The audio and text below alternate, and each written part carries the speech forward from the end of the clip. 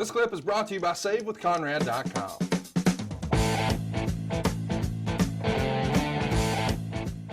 Hey, it's Conrad Thompson, and you're listening to Something to Wrestle With. A very sleepy, tired, stressed, sans power, no internet, nothing happening. Bruce Prichard. Bruce, what's going on, man? How are you? I'm sitting in a Lord and Taylor parking lot. That's where we are, boys and girls. We want to get you this show. So Bruce is in his car in a parking lot on his cell phone. Yeah, sure am. How are you, Conrad? Well, I didn't get home this morning at 4 a.m. and I didn't wake up to no power, no cable, no internet.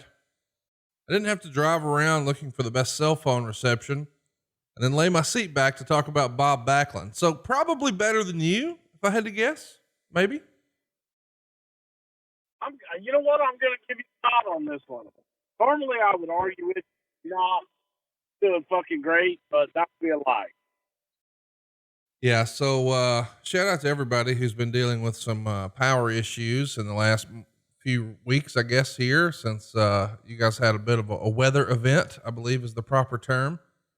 But today we're going to try to pay homage to one of the greats, man. Robert Louis Backlund, born August 14th, 1949. Today is his birthday, Bruce, born in Princeton, Minnesota.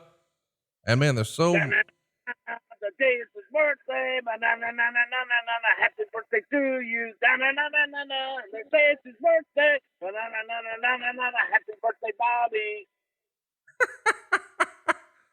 Let's get into it, man. I do want to ask right at the top of the show. There's a rather famous story about Backlund not being able to read or write until junior college. And, of course we know that would become part of his gimmick later in life where he would, push education in a big way. And a lot of our younger listeners still remember that real, real well. Do you know if that's true or not? Is that the real deal? I've heard that. I don't know specifically if it's true or not, but, Bob is a unique cat, and I would tend to believe that.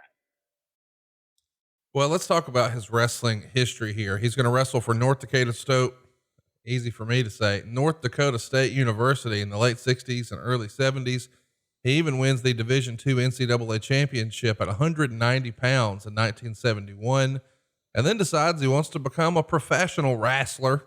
And he's trained by the legendary Eddie Sharkey. When do you first remember seeing Bob Backlund? Because I know he was working before you were in the biz. When did you first see his work?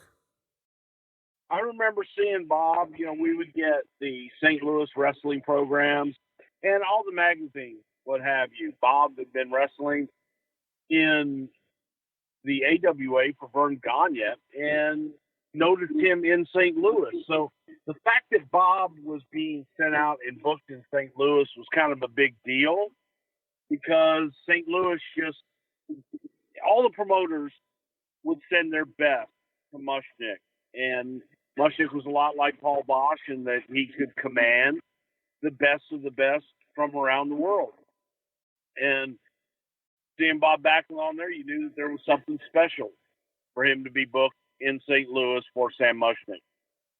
Well, randomly he shows up, at least on the national scene in 2007 with TNA. He does some stuff with Kevin Nash of all people and Alex Shelley and the old Paparazzi Productions. Did you see any of that stuff? I think Borash was helping put a lot of that together at the time. Did see a lot of what stuff? TNA when Backlund was there doing stuff with Kevin Nash and Alex Shelley. I don't think I did, actually. Well, he comes back to WWF TV in December of that year. It's the 15th anniversary of Raw. He's going to be a part of a battle royal, which is won by IRS. Well, kind of. DiBiase comes out to pay off IRS to win it.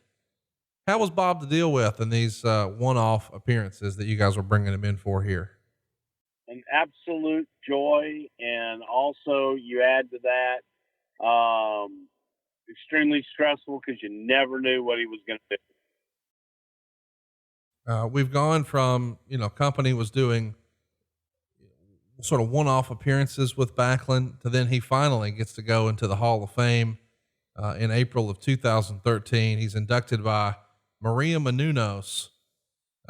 Did you actually watch that induction, and how do you, what did you think of Maria being the person to induct him? And I mean, I guess it's pretty cool to know that he's finally in, right? I thought it was great that he was in, and Bob was deserving of being in the Hall of Fame. And he and Maria were real life friends. So I thought that it was probably a bigger thrill for Maria to induct Bob than anything else. Hey, it's Conrad Thompson. Thanks for checking out the podcast here on YouTube. Be sure to hit the subscribe button and the notifications bell so you get a notice anytime we upload some new content. And go save yourself some money right now. If you're in a 30-year loan or you have credit card debt, it's not a matter of if I can save you money. It's a matter of how much. Find out right now for free at SaveWithConrad.com.